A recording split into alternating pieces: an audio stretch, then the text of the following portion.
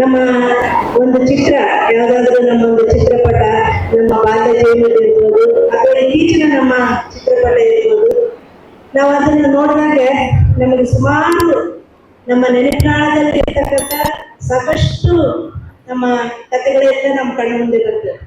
ಅಂತ ಒಂದು ಕಥೆಗಳನ್ನ, ನಮ್ಮ ಒಂದು ಇತಿಹಾಸದ ಕ್ಷಣಗಳನ್ನ ಸೆರೆ ಹಿಡಿತಕ್ಕಂಥ ಒಂದು ತುಂಬಾ ಜವಾಬ್ದಾರಿಯುತವಾದಂತ ಒಂದು ಕೆಲಸವನ್ನು ಮಾಡತಕ್ಕಂಥವ್ರು ಛಾಯಾಗ್ರಹಣಕಾರರು. ಇವತ್ತು ಈ ಆಗಸ್ಟ್ 19 ವಿಶ್ವ ಛಾಯಾಗ್ರಹಣ ದಿನ.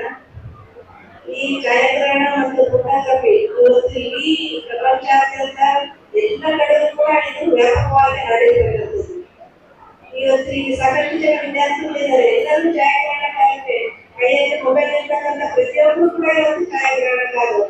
ಯಾಕೆಂದ್ರೆ ಎಲ್ಲರೂ ಉತ್ತಮವಾದ ಚಿತ್ರಗಳನ್ನು ತೆಗೆದುಕೊಳ್ಳದೆ, ಎಲ್ಲರೂ ತಮ್ಮ ಜೀವನದ ಪ್ರತಿಯೊಂದು ಹಂತದ ಕ್ಷಣಗಳನ್ನು ಸೆರೆ ಹಿಡಿಯುವಲ್ಲಿ ಎಲ್ಲರೂ ಕೂಡ ಇವತ್ತು ಮುಂಚೂಣಿಯಾಗಿದ್ದಾರೆ.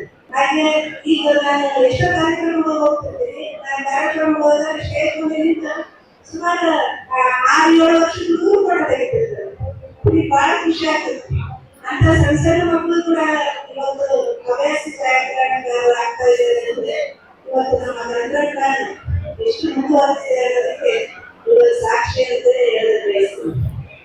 ಇವತ್ತು ನಾವು ಬದುಕಿರ್ತಕ್ಕಂಥ ಕ್ಷಣ ನಾಳೆ ಇತಿಹಾಸ ಆಗ್ತದೆ. ಈ ಇತಿಹಾಸವನ್ನು ಮತ್ತು ಕಳೆದಾದ ಸುಂದರ ದಿನಗಳನ್ನು, ನಮ್ಮ ಬಾಲ್ಯವನ್ನು, ನಮ್ಮ ಪ್ರೀತಿ ಪಾತ್ರರ ಸುಖ ದುಃಖಗಳನ್ನು ಮತ್ತೆ ಕಣ್ಣು ಮುಂದೆ ತಂದು ನಿಲ್ಲಿಸ್ತಕ್ಕಂತಹ ಶಕ್ತಿ ಇರೋದು ಕೇವಲ ಛಾಯಾಗ್ರಹಣಕಾರರಿಗೆ ಮತ್ತು ಛಾಯಾಚಿತ್ರಗಳಿಗೆ ಮಾತ್ರ ಅಂತೇಳಿ ನಾನು ಈ ಸಂದರ್ಭದಲ್ಲಿ ಹೇಳೋದಕ್ಕೆ ಬಯಸ್ತೀನಿ. ವಿಶ್ವ ಛಾಯಾಗ್ರಹಣ ದಿನದ ಇತಿಹಾಸವನ್ನು ನಾವು ನೋಡೋದಾದ್ರೆ ಇದು ಫ್ರಾನ್ಸ್ ದೇಶದಿಂದ ಆರಂಭ ಆಗುತ್ತೆ. 1839ರಲ್ಲಿ ಜೋಸೆಫ್ ನೈಸ್ಬೋರ್ನಿನ್ಸ್ ಮತ್ತು ಲೂಯಿಸ್ ಡಾಗುರೆ ಅವರು ಡಾಗುರಿಯೋಪೈಟಸ್ ಎಂಬ ಮೊದಲ ವಾಣಿಜ್ಯ ಛಾಯಾಗ್ರಹಣ ಪ್ರಕ್ರಿಯೆಯನ್ನು ಜಗತ್ತಿಗೆ ಪರಿಚಯಿಸ್ತಾರೆ. ಅವಾಗ ಒಂದು ಫೋಟೋ ತೆಗಿಬೇಕಂದ್ರೆ 8 ಗಂಟೆ ಬೇಕಾಗ್ತಿತ್ತು. 8 ಗಂಟೆ ಸಮಯಾವಕಾಶ ಬೇಕಿತ್ತು.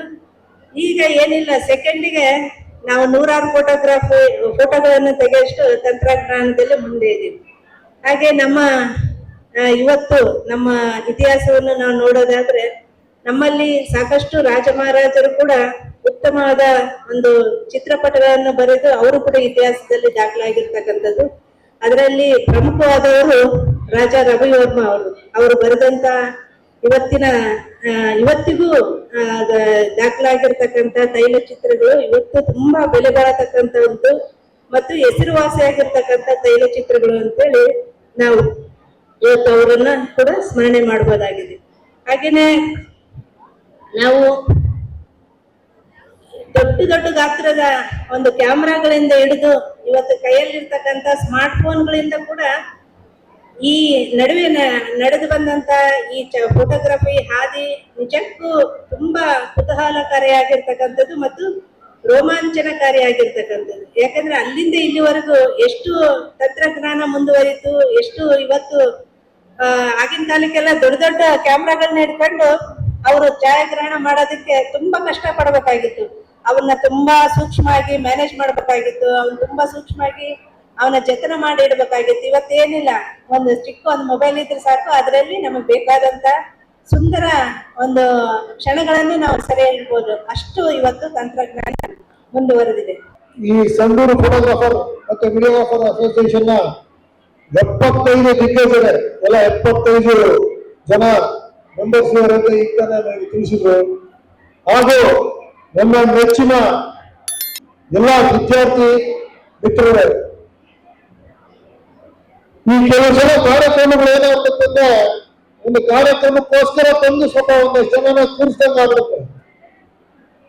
ಈ ಕಾರ್ಯಕ್ರಮ ನಿಮ್ಮದೇ ಕಾರ್ಯಕ್ರಮ, ಹಾಗಾಗಿ ನೀವೆಲ್ಲ ಬಹಳ ಉತ್ಸಾಹದಿಂದ ಇಲ್ಲಿ ಬಂದಿರ ಅಂತ ನಾನು ಭಾವಿಸ್ತೇನೆ. ಇವತ್ತಿನ ಪ್ರಪಂಚ ನಿಮ್ಮ ಪ್ರಪಂಚ ಅಂದ್ರೆ today's world is shaped by youth. ನಾವು ಒಂದು 10-20 ವರ್ಷದ ಹಿಂದೆ ನಾವು ವಿದ್ಯಾರ್ಥಿಗಳಾಗಿದ್ದಾಗ ಇದ್ದ ಪರಿಸ್ಥಿತಿಗೂ ಇವತ್ತಿನ ದಿವಸ ನೀವು ನೋಡ್ತಿರೋ ಪರಿಸ್ಥಿತಿಗೂ ಬಹಳ ಅಜಗಜಾಂತರ ವ್ಯತ್ಯಾಸ ಇದೆ. ಇಂದಿನ ದಿವಸ ಇಡೀ ಜಗತ್ತು ಒಂದು ಮೊಬೈಲ್ ಇಂದ ಕನೆಕ್ಟೆಡ್ ಆಗಿದೆ. ಪ್ರತಿಯೊಬ್ಬರ ಕೈಯಲ್ಲಿ ಒಂದು ಜಗತ್ತನ್ನ ಪ್ರತಿಯೊಬ್ಬರನ್ನ ರೀಚ್ ಮಾಡೋ ಕೆಪಾಸಿಟಿ ಇವತ್ತು ನಮ್ಮೆಲ್ಲರಿಗಿದೆ. ಛಾಯಾಗ್ರಹಣ ಅನ್ನೋದು ಮುಂಚೆ ಒಂದು ಸ್ಪೆಸಿಫಿಕ್ ಎಕ್ವಿಪ್ಮೆಂಟ್, ಸ್ಪೆಸಿಫಿಕ್ ಬಹಳ ನುರಿತ ತಜ್ಞರು ಮಾತ್ರ ಮಾಡುವಂತ ಒಂದು ಸ್ಪೆಷಲೈಸ್ಡ್ ಆಕ್ಟಿವಿಟಿ ಆಗಿತ್ತು. ಆದ್ರೆ ಈಗ ಇದಕ್ಕೆ ಏಜ್ನ ರಿಸ್ಟ್ರಿಕ್ಷನ್ ಇಲ್ಲ, ಜಿಯೋಗ್ರಫಿಕಲ್ ರಿಸ್ಟ್ರಿಕ್ಷನ್ ಇಲ್ಲ. ಎಲ್ಲ ಕಡೆ ಯಾರು ಬೇಕಾದರೂ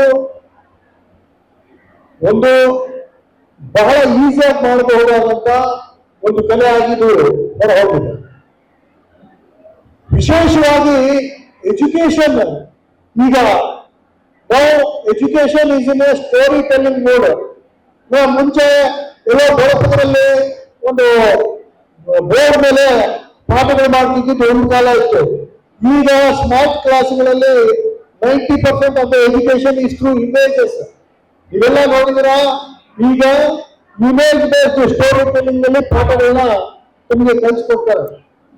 ಒಂದು ಉಪಗ್ರಹದ ಬಗ್ಗೆ ಪಾಠ ಇತ್ತು ಅಂದ್ರೆ, ಒಂದು ರಾಕೆಟ್ ಬಗ್ಗೆ ಪಾಠ ಇತ್ತು ಅಂದ್ರೆ, ಹಳೆ ಕಾಲದ ಬಳಕೆಯಲ್ಲಿ ಅದರ ಚಿತ್ರ ಬರೆದು ತೋರಿಸಿ ನಿಮ್ಗೆ ಹೇಳ್ಬೋದಾಯ್ತು. ಈಗ ಒಂದು ರಾಕೆಟ್ ಲಾಂಚ್ ಆಗುತ್ತೆ, ಒಂದು ಸ್ಯಾಟಲೈಟ್ ಲಾಂಚ್ ಆಗುತ್ತೆ ಅಂದ್ರೆ ನೀವೆಲ್ಲ ಒಬ್ಬ ಛಾಯಾಗ್ರಾಹಕ ತೋರಿಸ್ತಾ ಇರೋ ಒಂದು ವಿಡಿಯೋನ ಲೈವ್ ನೋಡ್ತೀರಾ. ಅದು ಇಂದಿನ ಕಾಲ. ಈ ಛಾಯಾಗ್ರಾಹಕರ ದಿನಾಚರಣೆಗೂ ಈ ವಿದ್ಯಾರ್ಥಿಗಳ ಬಂದಿದ್ದಕ್ಕೂ ಏನ್ ಸಂಬಂಧ ಅನ್ನುವಂತ ಭಾವನೆ ನಮಗಿದೆ. ಒಂದು ಕಡೆಗೆ ಇವರಿಗೆ ನಾವು ಧನ್ಯವಾದವನ್ನು ಹೇಳಬೇಕಾಗಿತ್ತು. ಈ ಗುಂಪಿಗೆ, ಈ ಕಾರ್ಯಕ್ರಮ ಮಾಡಿದವರಿಗೆ ಧನ್ಯವಾದ ಹೇಳಬೇಕು. ಯಾಕೆ ಹೇಳ್ಬೇಕು ಅಂತಂದ್ರೆ, ಈ ಡಿಫರೆಂಟ್ ಟೇಸ್ಟ್ ಅನ್ನ ಸಭಾಗಳು ಕೊಟ್ಟಾರು.